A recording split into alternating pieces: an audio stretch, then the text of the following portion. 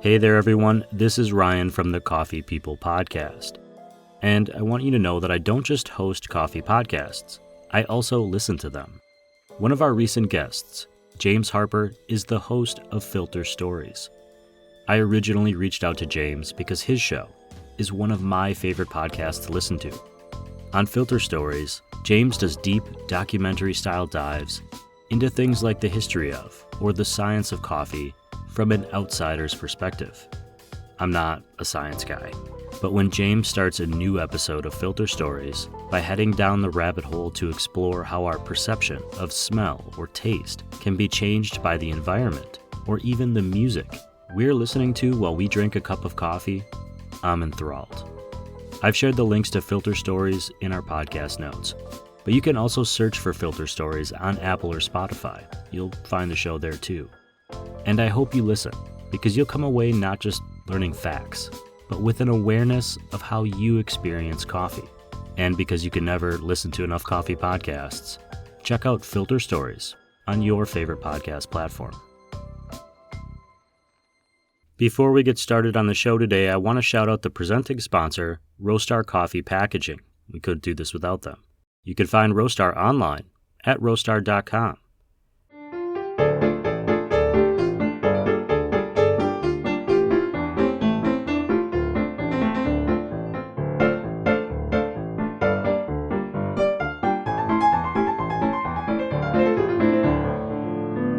Hey, good morning, everyone. Welcome to Season 10, Episode 12, the very last of Season 10 of the Coffee People podcast, which is part of the Roast West Coast Coffee Network and presented by Roastar Coffee Packaging. I'm Ryan Woldt, and this is the show where I and you get to meet cool human beings from all corners of the coffee industry, and we share their story and their journey of how they got from point A to point B, why coffee matters to them, and so much more. As you know, this is the Coffee People podcast, but names are a funny thing. Originally, this show was called Roast West Coast. Back then, I was only chatting with coffee people here in Southern California, with hopes of expanding north up the coast. But the show has kept growing, and the number of interesting people I was meeting extended far beyond our namesake West Coast border. A few seasons in, we burst our podcast boundaries and rebranded as the more appropriate Coffee People Podcast. There were no other podcasts with that name operating at that time, and coffeepeople.com went to nowheresville on the internet. And I thought I was the only one. But what I didn't realize was there was already a popular and growing zine in another part of the country with the name of Coffee People. Today's guest, Kat Melheim, is among many other things in coffee, the founder of that zine, which you can find online at coffeepeople.org. I did not think to check the .orgs. Kat is based in Raleigh, North Carolina, and works with Black and White Roasters, whose tagline is exceptional coffee, curious people. So I think we'll get along just fine. While you're listening today, check out Kat's Instagram at roastercat. Kat is spelled with a K, and the link is in the show notes. All the links are usually in the show notes.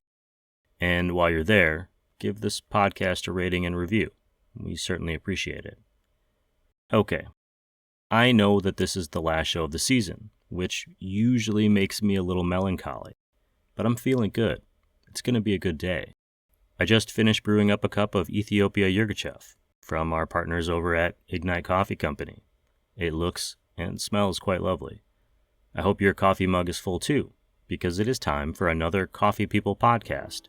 This one featuring Kat Melheim, founder of the Coffee People zine, member of the Black and White Roasters team, face behind Roaster Cat Instagram, and you know what? I'll let her fill you in on the rest. Here we go.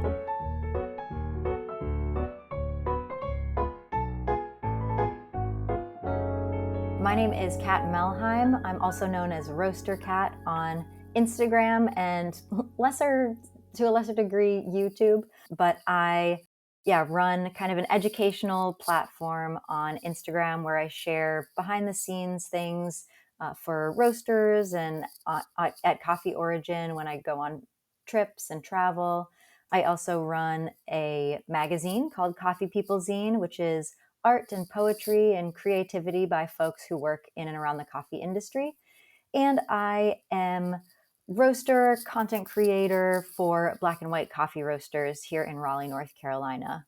So those are the main things. I also do some freelance here and there, but I was gonna say, I bet there's more than that somewhere along the side. People that do that many things don't stop at that yeah, many things. I write for Roast Magazine occasionally. I do some consulting and freelance, and yeah, a little bit of this, a little bit of that. Keep it interesting.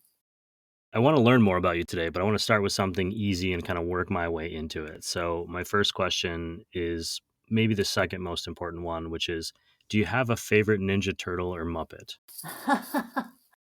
uh, I'd probably have to say Donatello, just because that's the coolest name. That's an interesting reason. I've asked this question to maybe 100 people, and I'll ask it up front, and then as I'm doing the interview, I'll see why they have picked that person. You'll start to see Ooh, those traits come out, which is well, really interesting.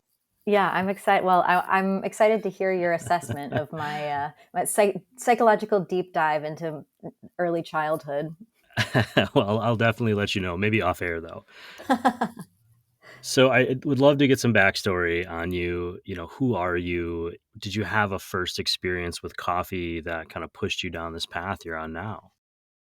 Yeah, so my background, like education wise, is in social work. I studied social work and Spanish in college, got my degree, did that for a couple of years, and kind of needed an emotional break after a while. I approached and reached and passed burnout at that point.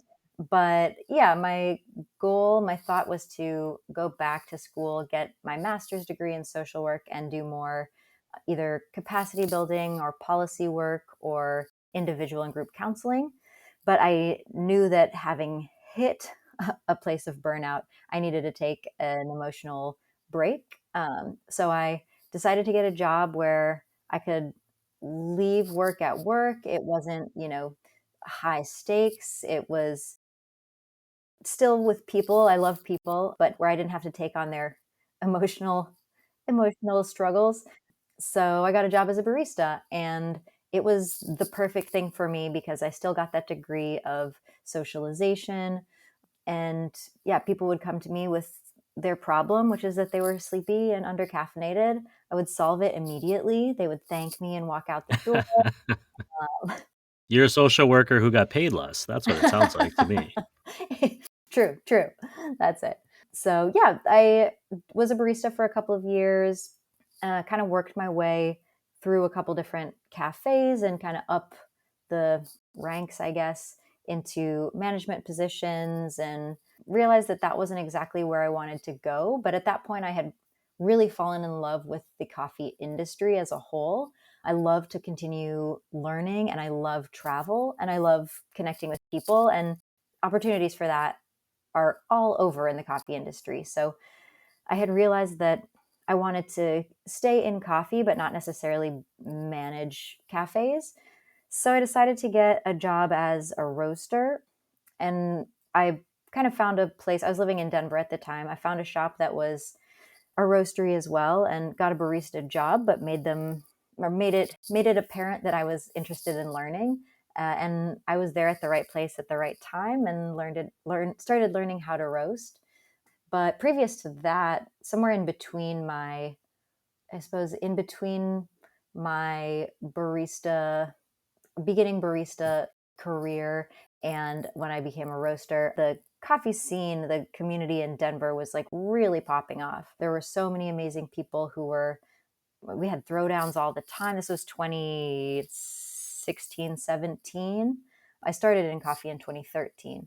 But yeah, by like 2016, 17, I was really involved and engaged with the local coffee scene.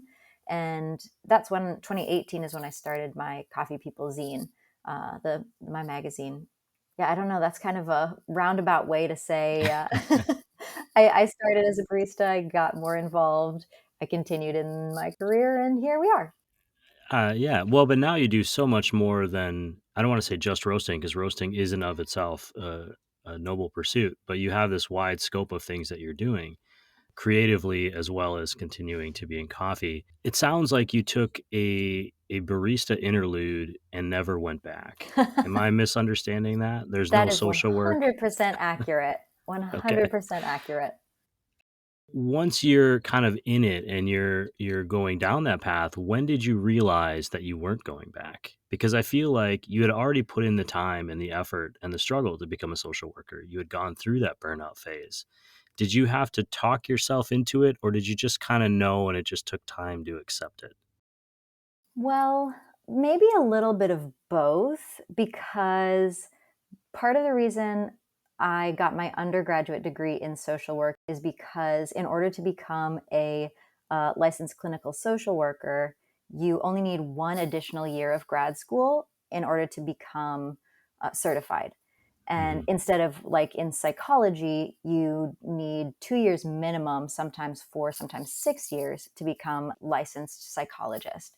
And so, like when I was going to school initially, I was like, I don't want to spend another 4 ± 2 years in school. So let me get social work. So then I only have to do like this one additional year. But there's a limitation on that, and you have to get that advanced degree within 7 years of getting your undergraduate degree. Okay. So it was about 7 years in coffee when I was like, I kind of Oh, came to the, yeah, came, I suppose it was closer to like the 5.5, 6 year mark where I was like, do I apply to grad schools now? Like, is that what, am I gonna do that? Up to that point, I kind of had thought about it, but was like, no, I'm liking this coffee thing. I'm gonna just keep doing this, keep exploring where this could lead. And then I'll go back to school. Then I'll go back to school. But yeah, so about 5.5 or 6 years after starting, or I guess after graduating, then that was around 2016. I graduated from college in 2011. Around 2016, 2017 is when I was like, if I'm going to go back to school and do the 1 year thing, I like have to do it now.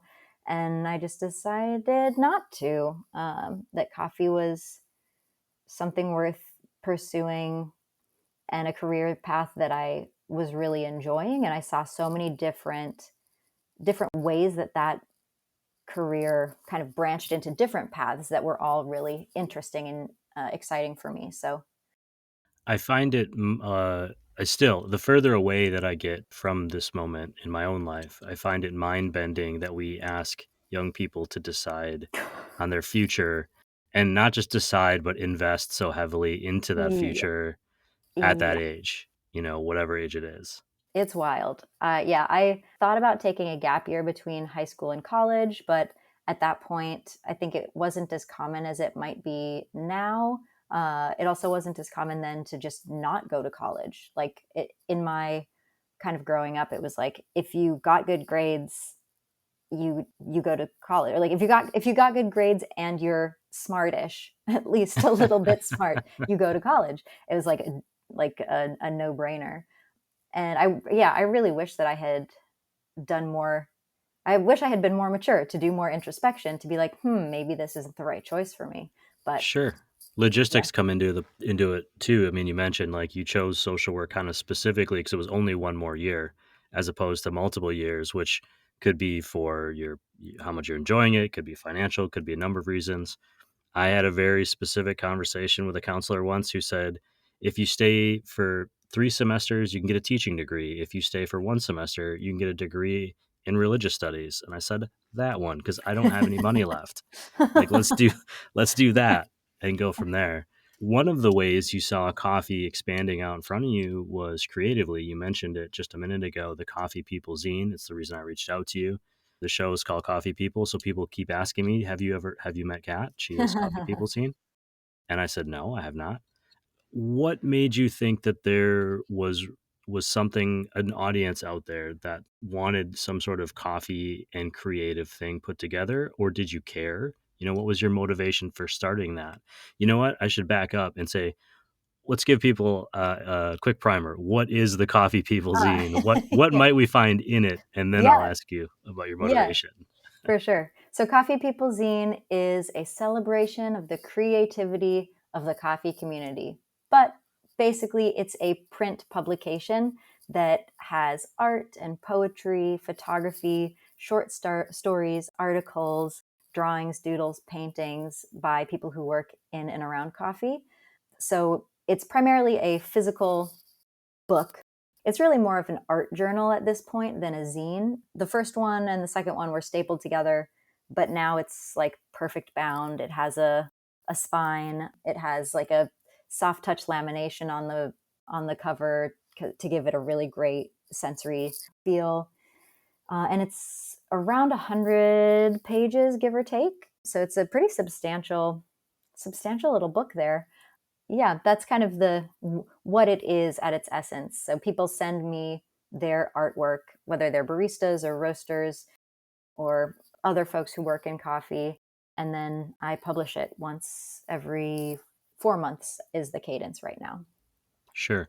And is the content is it coffee specific? Like, is it a poem about coffee, for example, or is Mm-hmm. it bigger than that? And it just happens to be people who are showcasing their other skills outside of coffee. Yeah, so I have two rules for submissions. The first is that if you work in coffee, your submission does not have to be about coffee. The second rule is if you don't work in coffee, so there are some coffee lovers or people who like coffee enthusiasts or people who like home baristas or home roasters. If you don't work in coffee, you can still submit, but then your submission has to be about coffee.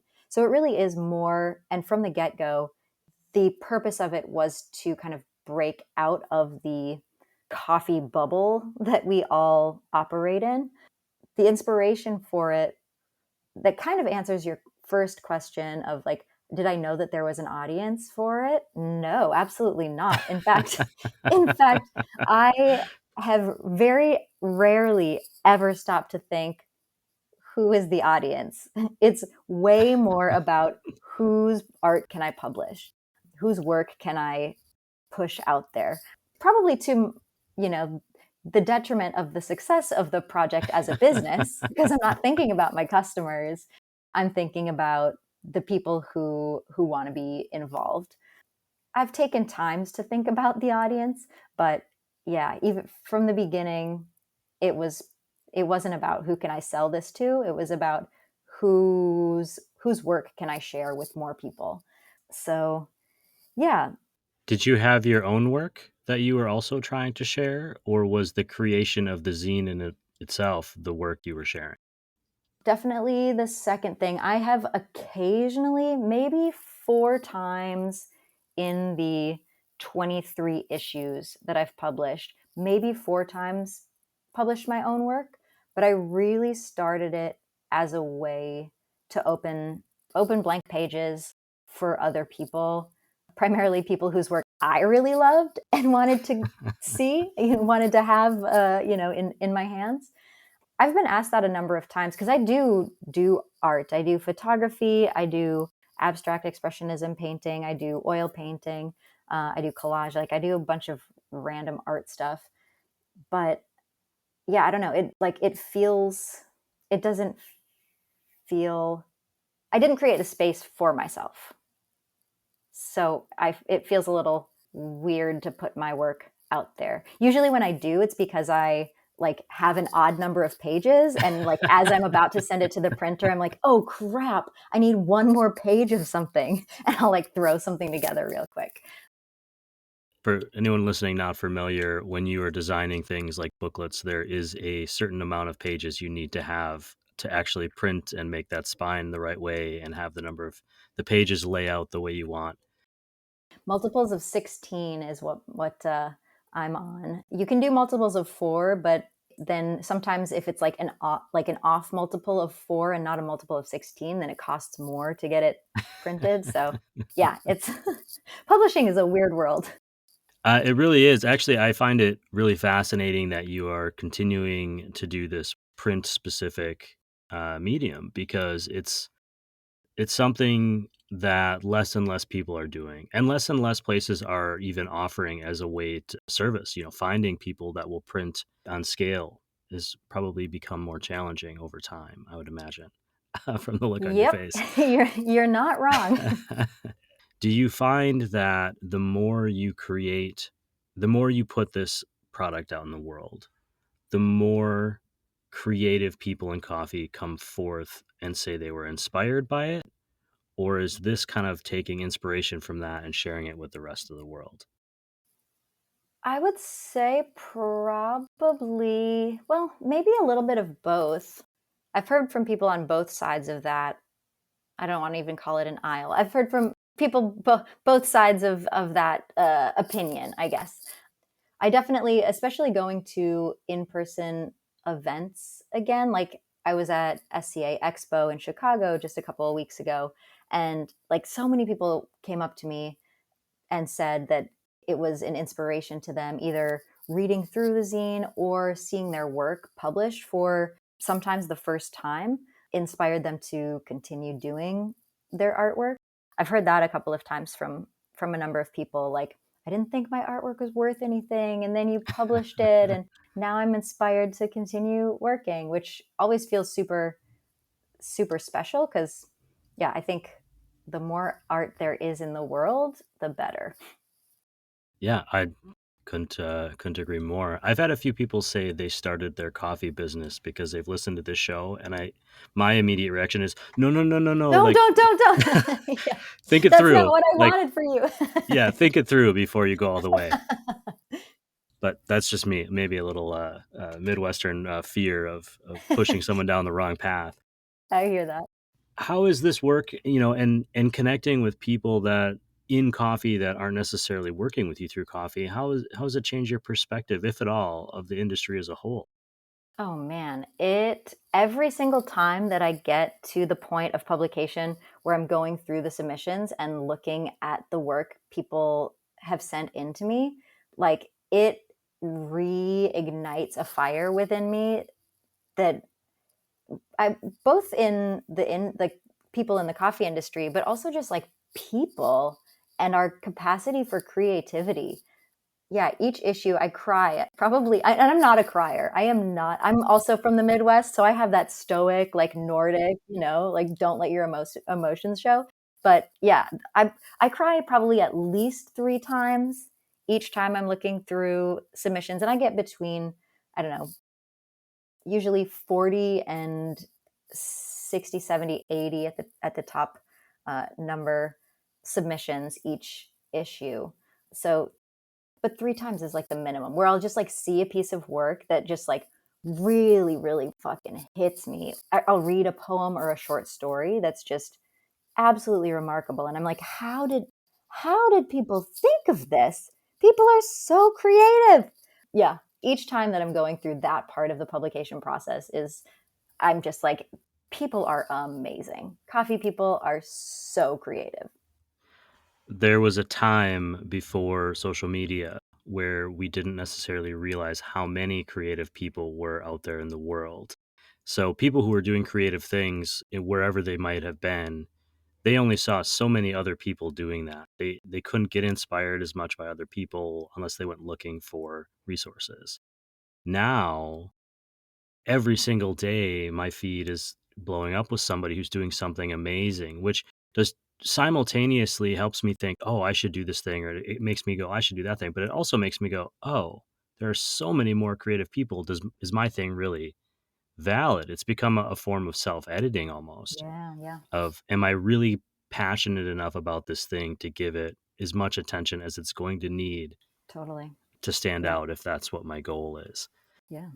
which it isn't always. Sometimes it's just to keep my hands busy while I watch a Yeah, show. for sure. Yeah, I mean, that kind of makes me think of like the trajectory of the zine from when I started it. Because right now I'm in the middle of year 7. I started it in the beginning of 2018, and so now we're 2024.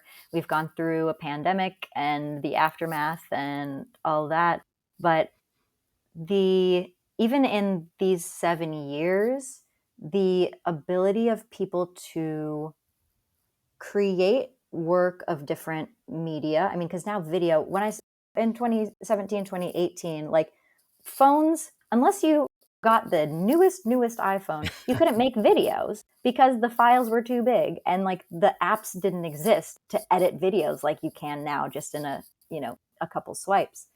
Instagram was like big, but people weren't engaging with it the way that they do now, both creatively and like sharing their work and supporting the work of others. So when I started the zine, when I was thinking about it in 2017 and then launched it in 2018, I had the thought, oh, should I make this an Instagram page? Because it can theoretically reach more people digitally. And the goal was to share the work of other coffee people to other coffee people so that we could know each other outside of, as I said before, outside the bubble of coffee. Because I had been going to local coffee events, and then I started going to like SCA and more national events. And I got this sense, or I had this recognition that we're like only ever talking about coffee when we get together. You know, like if it's a local throwdown, we're talking about who can pour the best swan, or, you know, if it's a local brew off, what's your brewing method? Like, what's your favorite brewing method? And we're talking about brewing parameters or roast parameters. And those things are all great. But at the end of the day, that's not what makes us remarkable, unique, brilliant people. And I was going to throwdowns and kind of looking around, and the same handful of people were winning the throwdowns every single time. But then I would look around the room, and like a close friend of mine had an art opening earlier that week. And I looked around again, and I knew somebody else who was a musician who was having a show the next weekend. And I was like, why are we only celebrating the 3 people who can pour the best milk in espresso? Like, that is great, but it is so limiting to how we can celebrate each other and how we can like express ourselves. So that was the impetus for the zine. So when I was starting it, I was like, do I want to make an Instagram page because people all over can see it? And I realized that I wanted something that was tactile, that was physical, that you can hold in your hand and that you could pass on to a friend, like literally pass to another person, because there weren't as many ways then that we could share our work again as there are now. Of course, the internet still existed, Instagram still existed, but it wasn't as it is now, which is, to be like fully honest, kind of is bringing me to a point where I'm wondering how the zine is still relevant, or how the zine in its current form might not be as, I don't want to say relevant, but accomplishing the goals that I set it out to accomplish. Because the discoverability of artists online now, sure, it's a kind of a saturated market, but it's way bigger than it was when I started the zine, and it's way bigger than the zine. With the zine, I print like 600 copies each time, sometimes up to 1,000, depending on cash flow. But but you know, that's a pretty small circulation as far as reach goes. On Instagram, you can reach hundreds of thousands of millions of people. But I the don't want to printing, argue against you, but I'm just, as I'm listening to you processing, you mentioned earlier people who may have seen their work published for the first time. yeah, The experience of seeing something in a physical yeah, space. And now the fact that anyone can put their art on Instagram, which is wonderful, but it also makes what you're doing with the print edition have a certain cachet and value as mm-hmm. other art journals and zines fall aside, because frankly, I don't think the financial side of it works for most people. It does not. The financial side is not. Yeah, not. It's not a lucrative endeavor. Yeah, you're not buying a lake house with your zine sales. No, Not no, yet I will anyway. not. But Maybe next year. maybe it's 600, maybe it's 1,000, but those are the only copies of that will ever exist. And as they spread, the value of the information in them, the ideas, takes more weight because whoever picked it up made a concerted effort to get offline. And Yeah, they're connecting with it in a way that they're not in the 3 seconds that they're scrolling through a feed. totally. Yeah, and that's the other reason that I made it physical. It was to, because I mean, even, yeah, 7 years ago, I was like, I spend too much time on my phone. I want something to look at. I want to be able to see other people's work. I want to be able to connect with people, maybe not face to face, but I want to be able to connect with people, appreciate people's creativity in a way that isn't on a screen. And yeah, that's why the print. Yeah, the nice thing about that print is that, let's say that book is sitting in a coffee shop in North Carolina. Somebody may pick that up today, a year from now, 5 years from now, 20 years from now. It might get passed around, spread around. Someone might pick it up and have that same reaction that you did when you saw that piece of work for the first time, Mm-hmm. and go forth. I would never behold anyone to do something simply because I liked it. However, I'm encouraging you to continue at least for a little bit longer. You mentioned earlier on that you do work with Black and White in Raleigh, North Carolina, pretty Mm-hmm. acclaimed roaster as far as the world is concerned right now. Mm-hmm. Mm-hmm. Your work there takes you around traveling. What is this sort of the work you're doing in the coffee industry now? And in particular, how do you use your creative side to uplift what they're doing over there? Yeah, so actually, my work with Black and White doesn't really take me around as much. My freelance and my wanderlust does. But Black and White is gracious enough, and we've kind of configured a role for me at this point that allows me to do that in my own free time. I did go on an origin trip to Colombia, to La Palma y El Tucán with our roasting team with Black and White. But yeah, primarily my travels are my own, are Roaster Cat or Coffee People Zine, or just because I pick places I want to go and I make it happen. But yeah, I started with Black and White 2.5 years ago as a roaster, as a production roaster. And I love production roasting. It's like to have, I think it's kind of in a similar vein of why I liked being a barista. Like being a production roaster, you have a certain amount of coffee you have to roast, and you do it, you execute it, you are done at the end of the day, like you're good to go. And you can feel like, good about your work and proud of yourself for getting it all accomplished. So I started with them as a production roaster 2.5 years ago. And through the kind of educational content I've created on Instagram, on my Roaster Cat account, I've had more and more opportunities for travel, for like speaking at different events, for going on other origin trips that I've been invited on.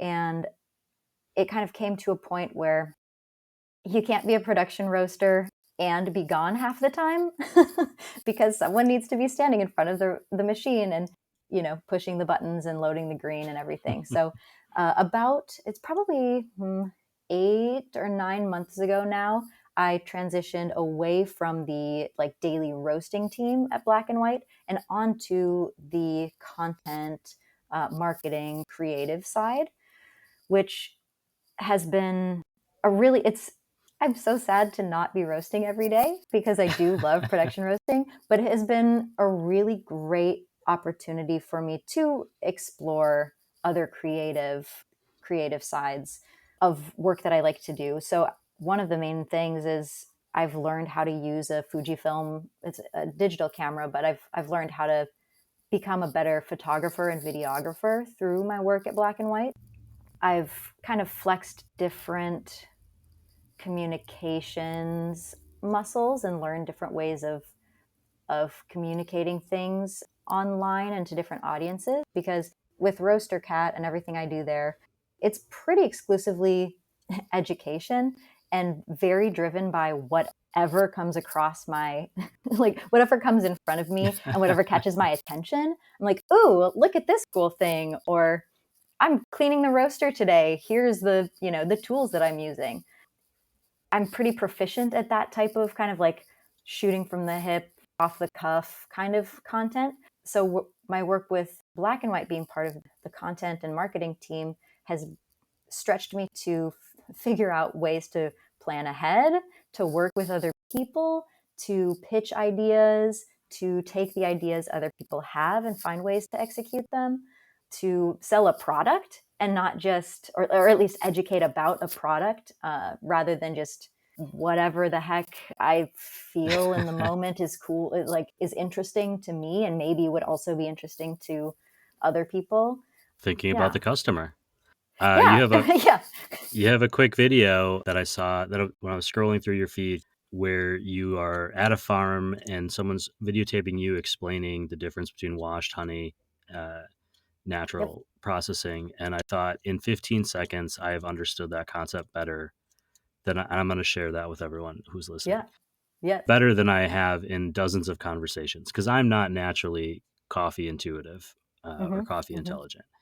And I have to keep learning. And that was such a simple concept. And so presenting complex ideas simply is such a challenge. And you've been doing a great job of doing that. Do you see our kind of next generation of technology that you've been kind of learning and moving into? AI is obviously the buzzword right now, but do you find it difficult to maintain authenticity in a world where we can all throw a few buzzwords into a algorithm and come out with something? Or do you see that being an advantage in the future that you either know it or aren't using it? Yeah, this is a really interesting question, and I haven't delved into AI a It's a rabbit hole ton. question. There's no Yeah. question. I mean, I've definitely have, a chat GPT account. I've definitely I had this idea to have chat GPT give me instructions on how to roast 10 pounds of green coffee to roasted, like including the charge temperature and gas adjustments and end temperature and everything. It couldn't do it, obviously. It doesn't, not yet, at least. So I've tooled around a little bit, but not a ton. And I think it's, I know AI is different than other technologies that has come before it, but I think it is, at the end of the day, a tool that we can use to accomplish our goals, or a crutch we can use to take shortcuts. And I think it depends on how you decide to use it for yourself. And to me, that's where the question of authenticity comes into play. If you're using it to, get a boost rather than using it to accomplish your vision, and of course the line to that is really blurred and only a person can know that within themselves, but yeah, I think that's kind of where the line is for me between authenticity and not. I have a feeling Leonardo had this conversation with somebody about the mirror or possibly about reproducing an image Yeah. at Yeah. some point. Every generation has their technology. AI Yes, just seems like such an overwhelming thing, for uh, sure. Yeah. especially in the creative field. Yeah, for sure. And there are people, this is kind of where I hesitate to make definitive statements, because there are so many people who are so much more educated on this than I, who can, speak circles around me for the little that I know, the little that I've investigated or played around. But I don't know. It is also like, I don't want to be the, alarmist, whatever, but like the deep fakes are crazy. Well, that brings us back to Coffee People Zine in that, do you accept AI generated artwork? How do you know if something submitted has been enhanced or is that even the right term? I don't know. Yeah, I mean, I don't, and I haven't I haven't come across a thing that I have questioned, or that I've been like, is this just something like spat out from AI? I will say that I have used AI maybe twice, like AI image generated Hmm. content, maybe twice, maybe three times in the zine in the last year and a half, primarily because I want to pay, and this gets really dicey, and I know there's a huge gray area. I want to pay artists for their work, and my budget, because printing is expensive, is very minimal. So there've been a couple of like articles that people have written, commissioned articles that I've paid the writers for, and I ask writers to send in any images that they have that they'd like to go along with their work. But some writers are like, I'm a writer. I don't have imagery to go along with this. So I've made kind of like imagery to go along with somebody's Sure. article in order to like complement or to try and bring a visual aspect to their written work without, because I can't Without afford breaking the it, bank. having to pay, an artist. There have been a couple of times where I have paid artists because, like, specifically to do that sort of commission thing. But yeah, so it's, I recognize that the moral quandary is like, do I use AI and not pay someone because I don't have money, or do I not put a visual component because I don't have money, or do I like underpay an artist the value of their work and still put an artist's work up? And yeah, it's The fact that you're thinking about it puts you on the right side of history. And realistically, you're using a tool that enables you to continue producing work that does pay people, which is rare. thank you for saying that. I'll that assuages my guilt a little bit.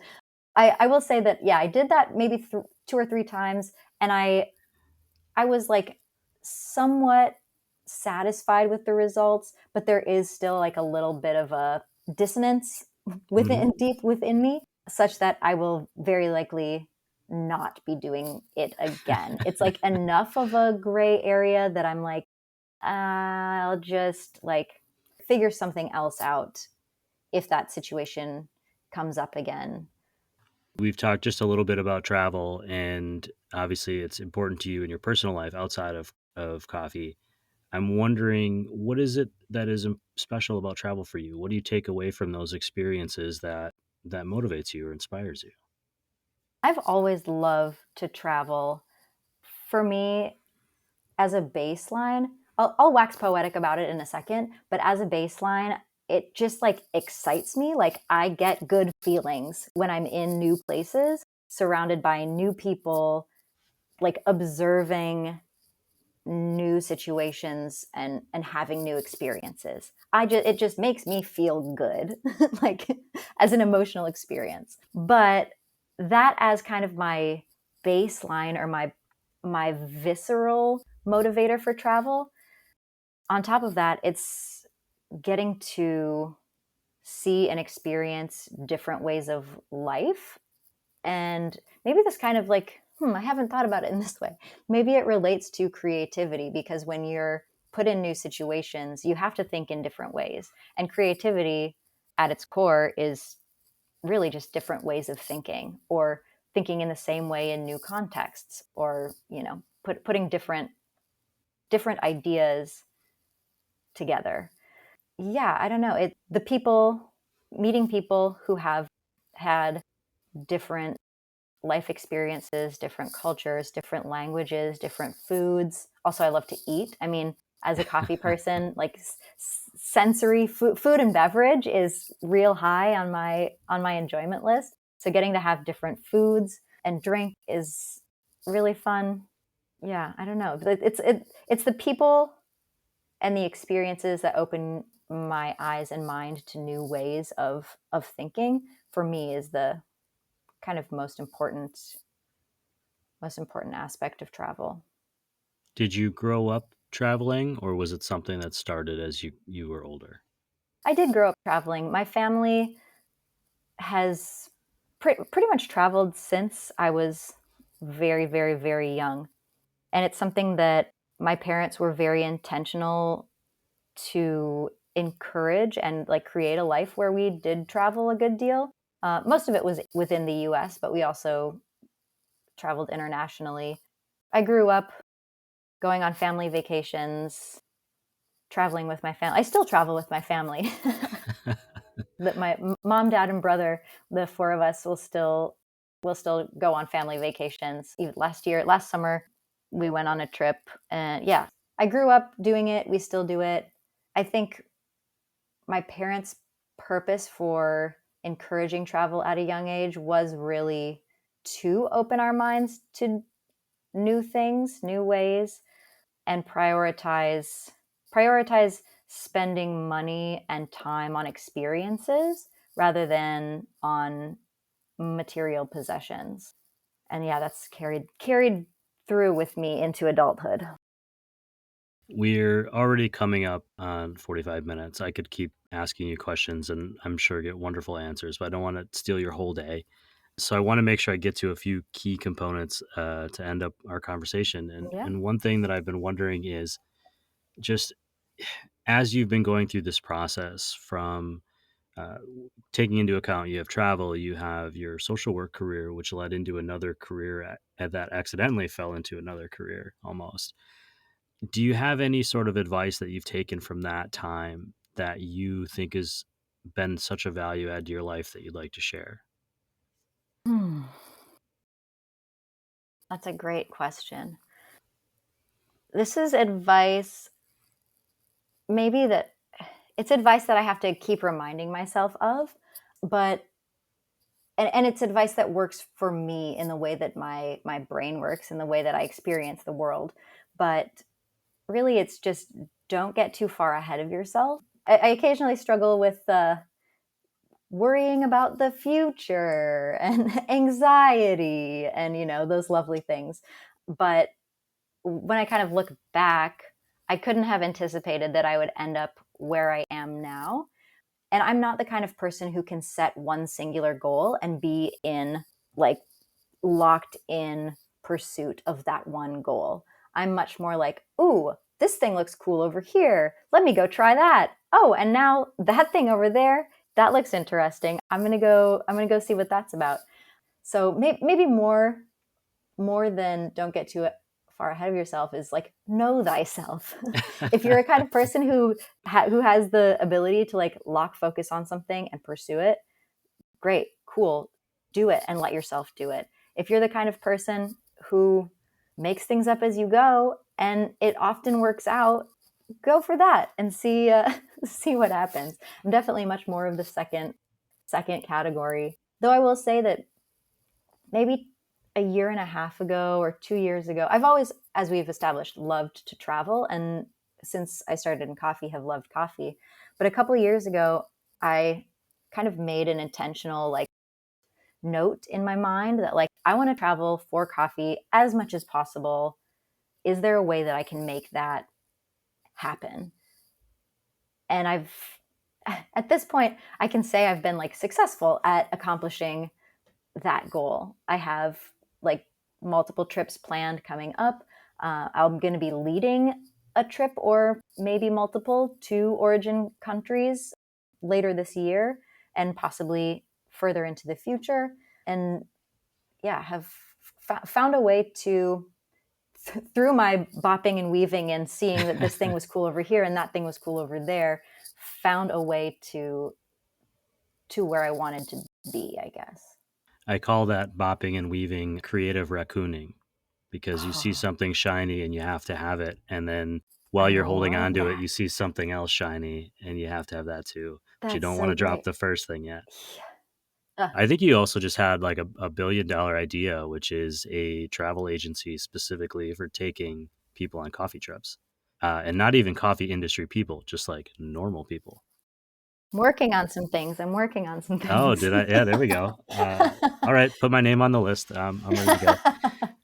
What comes next? What's the future of the zine, Coffee People Zine, and the future of Kat Melheim?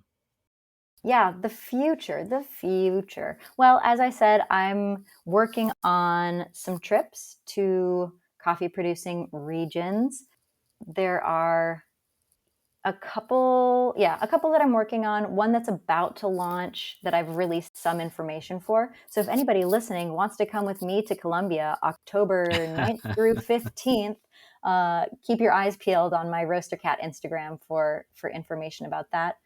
And that will be for coffee industry people and anybody who just wants to go to some coffee farms and experience some other Colombian cultural things. We're going to go do some art. We're going to have a cooking class. It's going to it's going to be great.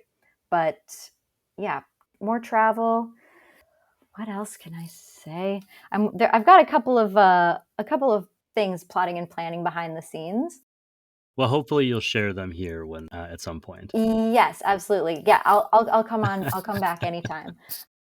Yeah, next for the zine. To be honest, I'm not entirely sure.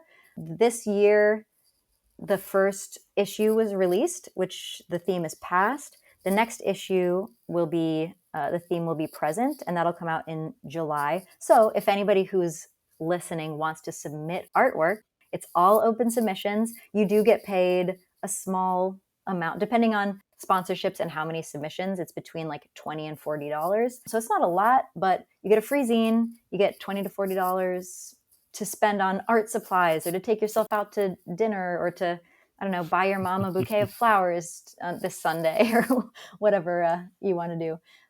If they're listening to this show, they're probably going to buy coffee with it. So true. Yeah. You can get some good coffees for $20. You can get some $20 to $40. Yeah. So check out on Instagram at Coffee People Zine. Zine is Zine. And their information for submissions and stuff is on there. Also, coffeepeople.org has the information. And yeah, the theme for this coming issue is present. And then the last issue of this year, which will come out in November, the theme is future. So the future of Coffee People Zine is an issue called Future. I feel like that's going to get real meta as I think about it further and further and further. I really hope it does. When you head off on this future coffee adventure and you're running late, but you still need a cup of coffee, so you pop into just a random coffee shop, what are you going to order? I mean, I'm going to take a look around and give it a little assessment, but if I have no time to, if I'm just really, really quick, I'm just going to go with the drip, and I'm going to take a sip of it. And if it needs cream, I'm going to put cream in it. I don't usually add sugar to my coffee, but for a drip that is not to my liking, I will happily add as much cream as it takes. In this magical place, let's imagine that you walk in, you go, oh, this is going to be the best place. Then what do you order? Well, then I'll order a couple of things. I'll still order a drip, because I always love to see what folks feature on their drip menus. I'll order an espresso if they have like a 1-in-1 option where I can get like one shot of espresso like by itself and one shot of espresso with a little bit of milk in it. I'll do that. And lately I've been loving checking out like the seasonal and featured menus at cafes, because again, with the creativity, people have been getting so creative with seasonal drinks and different flavor combinations and different ways of elevating, it's not just the pumpkin spice latte anymore, or like a vanilla latte.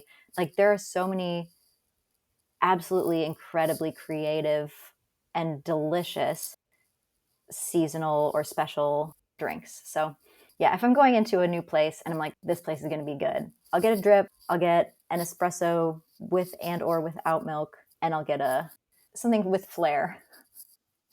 Should I have asked something that I didn't, at least on this first go around?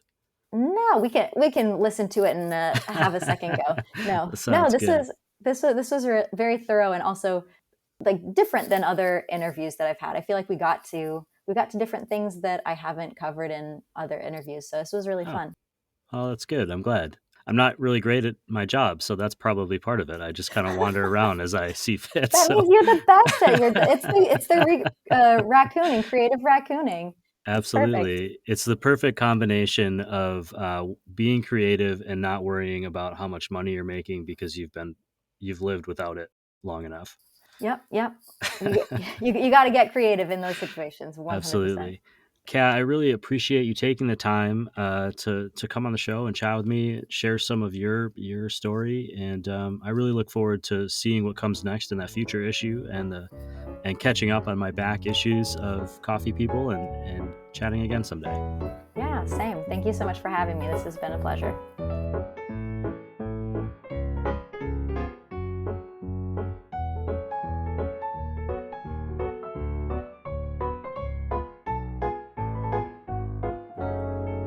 Okay, some key takeaways from today's podcast. Kat is a multi-hyphenate creative coffee person who's been forging her own path through, around, above, and below coffee. I got the impression that despite the many tangents, she has found the things in life that matter to her and gone about making them part of her daily reality. Frankly, it was both inspiring and a little bit intimidating. Coffee wasn't the original path. Kat was a social worker who made her way to coffee because she needed a break. I think at some point, a lot of people hit that point, especially when they've worked really hard to reach a career goal. As a society, maybe especially so in America, productivity and pushing forward continuously is exalted and rewarded, often to the detriment of our mental and physical selves. So, take care of yourselves, all right? Drink some good coffee. Anyway, she was in the right place at the right time to pursue a career and grow her community in coffee, despite already having one in an entirely different field, a field she had worked hard to pursue and achieve success in. Leaving something behind can be a challenge, but this was Kat's life, and she chose to do what she knew was best for her. It's a good lesson. You may be on a path, but there is no rule that says you can't step off and go another direction. The zine didn't start to appease an audience, rather to offer a platform for fellow coffee people, coffee enthusiasts, to showcase their other talents. Coffee isn't the only thing that fills a coffee person's life, despite how it feels sometimes or looks from the outside. The Coffee People zine served as an opportunity to engage the community around Kat in a new way, shining a light into the corners and for her to connect as a human being with one of the big things that separates us from our environment, which is art, both our ability to create it and our ability to appreciate and be moved by it. Although I dare say my dog Keto seems to quite like some of the paintings I've made of cacti in coffee cups. As Kat said, the more art there is in the world, the better. So for this first act, leading into the next, she has been bopping and weaving, taking the tangents and opportunities as they come. Keep your eyes peeled for future Kat-hosted origin trips, and if you'd like to submit your work to an upcoming edition of the Coffee People zine, we'll include all of those links in this show's podcast notes and some more information in the newsletter found at coffeepeoplepodcast.com. Finally, I have some thoughts on social media and AI that have been marinating, so stay tuned after the show for a little insight. And please sign up for those newsletters on coffeepeoplepodcast.com. I think you'll like them. That's our Coffee People conversation for today. Thanks to Kat Melheim for sharing, not just her story, but the name, and to you for listening to the stories of Coffee People, for being inspired by their creative and entrepreneurial efforts, and for supporting this podcast by listening, sharing, and sometimes buying us a cup of coffee. I'm drinking one of them right now. You can support Kat's Coffee People zine by subscribing to a print or digital version online at coffeepeople.org. And you should follow her Instagram and YouTube channels at roastercat, cat with a K. I do, and I often learn things. She's really talented at breaking down complex ideas into simple, easy-to-digest concepts. Helping us bring this and all of the episodes of Season 10 on the Coffee People podcast to you is our presenting sponsor, Roastar Coffee Packaging, found online at roastar.com. They'll help you tell the big story of your small business. They're also some really cool people. Shout out to Sadie and Nick and Danny, Amber, Ashley, Hallie, Scott, and so many more. Thank you for being part of this show. We're also supported by some great coffee industry partners. Our legacy partners include Zoombar Coffee and Tea, Steady State Coffee Roasting, Moster Coffee Company, Coffee Cycle Roasting, Maria Coffee, and Cape Horn Green Coffee Importers. A special thank you to Alden at Crossings Coffee and the Hales brothers at Hosea Coffee Source, who've been supporting our Coffee Smarter efforts. Our full city partners include Ignite Coffee Company, Ascend Coffee Roasters, Civets Roasting Machines, Me and My Uncle Coffee, Craft 42 Roasters, and Cozy Canine Coffee. That's all for today and for this season, but don't worry, we won't be gone long. We've already started recording Season 11, and we'll have all new shows dropping in, oh my, just a few weeks. I gotta get to work. You can find all of our shows online at roastwestcoast.com or coffeepeoplepodcast.com. Both links go to the same place.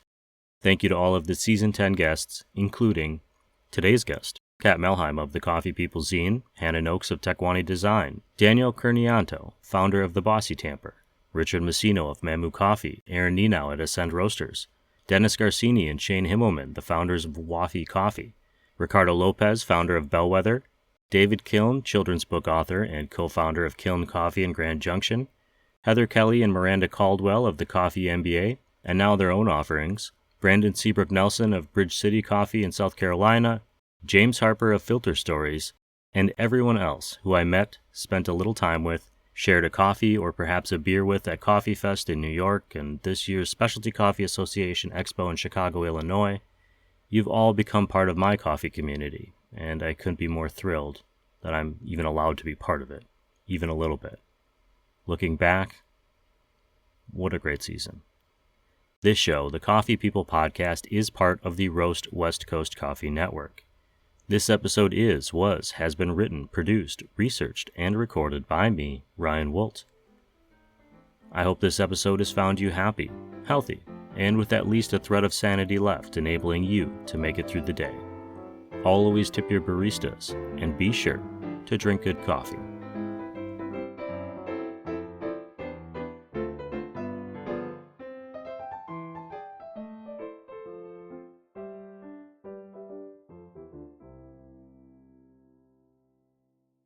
So, take care of yourselves, all right?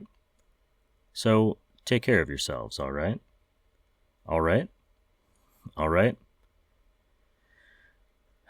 It's really hard to say all right and make it sound all right. Man, what a wild time to be alive. I don't know about you, but the whole AI social media thing has made it impossible, nearly impossible at least, for me to believe pretty much anything that I'm seeing on Instagram or TikToks or Facebook. I'm not actually on TikTok, but I'm sure that it's true there too. And it makes me wonder how it's possible for us to feel authentic, or for any of the messages that we might be spreading about coffee or about our coffee podcasts to get through, to get out there. And so we're going to take a little bit of a break from the social media. Our primary is Instagram and Facebook at Roast West Coast. And you'll see updates there, new shows, that sort of thing. But we probably won't be as active as we have been in the past. And that's because we're out drinking coffee and hopefully talking to you in the world, where it's us and we can just be ourselves without the need to polish and update and wonder if the words that are being said or the images that we're seeing are real. I am definitely feeling more analog these days. I'm not that old, I don't think. Well, it's all relative, I'm sure, but I'm not old compared to my grandfather, who just turned 101. Shout out to you. Shout out to you, Melvin. I don't call him Melvin. I call him Grandpa. If you'd like to follow the show, the best place to do so is online. CoffeeSmarterPodcast.com, CoffeePeoplePodcast.com, or RoastWestCoast.com. All three go to the same website, essentially. Sign up for the newsletter there, and you'll get all of our shows and see pretty much anything you could see on social media, and you'll know it's coming from me, your host, Ryan Woldt, because we're not using AI yet, and I don't know that we will. The parts of my job that AI can automate are the parts that I like. The writing of the scripts, the researching of guests, the creation of the newsletter. Those are the things that I love to do, and the reason I started this show. That and, meeting new people from around the world to talk about coffee and motivation and entrepreneurship, that's the best part of the job. So if I can figure out how to get AI to wash the dishes, give the dog a bath, then maybe we got something here. That'll free up more time for coffee. Anyways, it's all a long-winded way of saying we're taking a little bit of a break from social media for the summer. We're going to see how it goes, see if it impacts the show or your ability to connect with us. You can always send us an email, roastwestcoast@gmail.com. And until then, cheers. I hope you're drinking good coffee.